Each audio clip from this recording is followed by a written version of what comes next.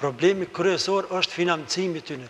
Ne ende çka pranojmë, kuadro, do thotë vjen mësuesja me arsim parashkollor, ajo do të merr rrogën prej 8.000 dinarë, sepse Ministria për Punë Sociale nuk jep vendim, nuk jep pëlqim për ato, dhe plot kemi rastin ne në këto aspekte dhe nuk të lejon ty, do të varet krejt për final. Kështu që njerëz tanë në Ministri asnjëherë nuk kanë mujt me deportu të financat, as Ministria e Punës Sociale, as Ministria e Arsimit. Kështu që është problemi numër kyç, kështu që unë edhe vazhdimisht tash kërkoj edhe këtë përshëndes të debatet, këto që janë për qeveri e ardhshme, që mendoj që të jemi të barabartë. Ne duhet jemi të barabartë në financa, sepse nuk mundet për atë ne kemi ngjet, se në financa, shembull të marrim ne kushtet në disa shkolla, shembull edhe në Tetov, edhe të shkollat maqedone ka një rënje të numrit të nxënësve.